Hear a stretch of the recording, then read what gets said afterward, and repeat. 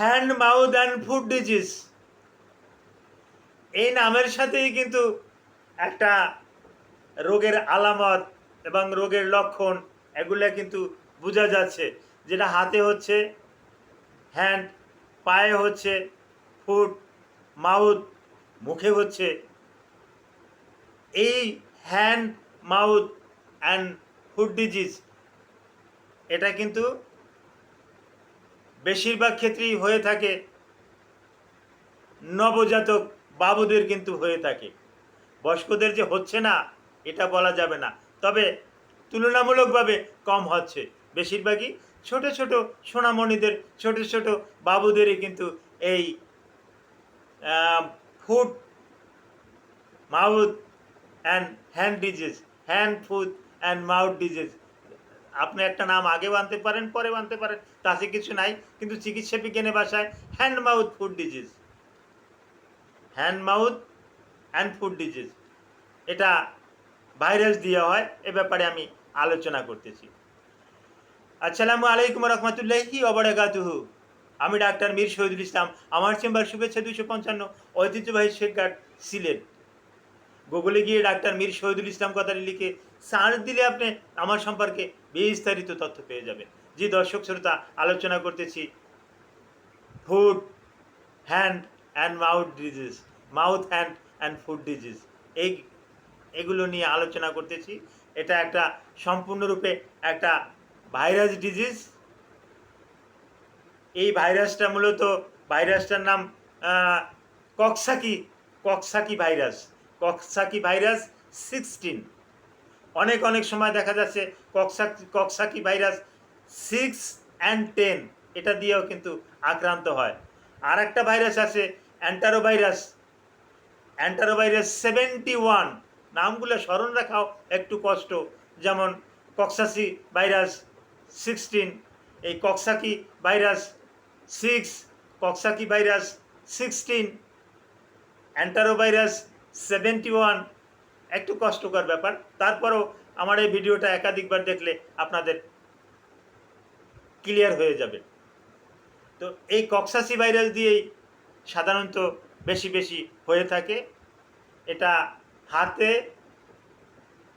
পায়ে এবং মুখে, যদিও এই তিনটের কথা বলা আছে, কিন্তু বেশিরভাগই আমরা লক্ষ্য করি হিপে। ছোট ছোট বাবুদের, হ্যাঁ, পেশাবের রাস্তার আশেপাশে, মূত্রনালীর আশেপাশে প্রচুর পরিমাণে, কুস্কিতে প্রচুর পরিমাণে এবং হিপে প্রচুর পরিমাণে দেখা যায়। যদিও এখানে হিপের কথাটা উল্লেখ নাই, কিন্তু হিপে এত বেশি দেখা যায় যে একদম লাল হয়ে যায়।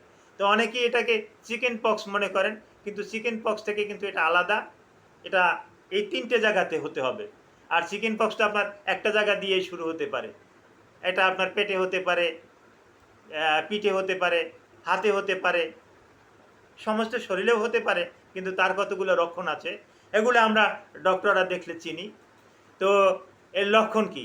প্রথমত প্রচুর জ্বর আসবে বাবুদের, 2-3 দিন এই জ্বরটা থাকবে। জ্বরের পরে এই র্যাশ দেখা যাবে। প্রথমত র্যাশ হাতের তালুতে দেখা যায়, হাতের তালুতে দেখা যায়, পায়ের তালুতে দেখা যায়, হিপে দেখা যায়, যৌনাঙ্গের আশেপাশে, মূত্রনালীর আশেপাশে এগুলো বেশি বেশি দেখা যায়। আর মুখের ভিতরেও প্রচুর থাকে। করলে দেখা যায় যে গালের ভিতরের অংশে, জিহ্বায় এগুলো লাল লাল দাগ দাগ এগুলো ছড়িয়ে আছে। এটা দেখে আমরা শনাক্ত করতে পারি যে এটা hand mouth and food disease. এই hand mouth and food disease আমরা শনাক্ত করতে আমাদের সময় লাগে না, কিন্তু অনেকে ফার্মেসি থেকে বিভিন্ন রকমের জ্বরের ওষুধ টষুধ এনে খেয়ে উপকার তো হয় না, অপকার হয়।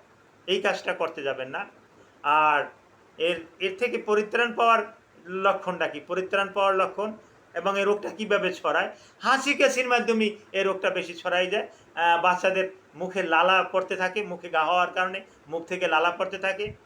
এই লালা একজনের থেকে আরেকজনের শরীরে গেলে তার এভাবে হতে পারে। এবং আপনি নার্সিং মাদার, আপনি বাচ্চাকে কেয়ার করতেছেন, বাচ্চাকে কোলে নিচ্ছেন, আপনার বাচ্চার এই কক্সাসিস ভাইরাস 16 দিয়া আক্রান্ত হইয়া, হ্যাঁ, এই food mouth and hand disease এটা হয়েছে। তো এটা হওয়ার পরিপ্রেক্ষিতে আপনি হাত টাত সাবান দিয়ে না ধুয়ে অন্য একটা বাড়িতে গিয়ে আর একটা শিশুকে কোলে নিলেন, আপনি ওই শিশুটারও ক্ষতি করলেন, অটোমেটিক্যালি ওই শিশুটার হয়ে যাবে। তো কাজেই অত্যন্ত সতর্ক থাকবেন, আপনি কেয়ারে থাকবেন এবং একটু বয়স্ক বাবু যারা একটু স্কুল গোয়িং, মাদ্রাসা গোয়িং, তাদেরকে এই সমস্যা যখন হবে তখন মাদ্রাসায় এবং স্কুলে একদম যেতে দেবেন না, তাদের বাড়িতে রাখবেন। এটা ৫ থেকে ৭ দিনের ভিতরে ওঠে এবং বা ২ সপ্তাহের ভিতরে এটা পুরোপুরি ভালো হয়ে যায়। ২ সপ্তাহ পরে তারপর সে ইচ্ছে করলে যেখানে মন চায় সেখানে সে যেতে পারবে।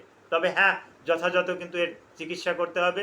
ভ্যালাসাইক্লোভির, অ্যাসিটামিনোফেন, আইবুপ্রোফেন, যে কোনো অ্যান্টিহিস্টামিন, অ্যাসাইক্লোভির এ জাতীয় ওষুধ দিয়ে কিন্তু আমরা চিকিৎসা করি রোগীর লক্ষণের উপর নির্ভর করে।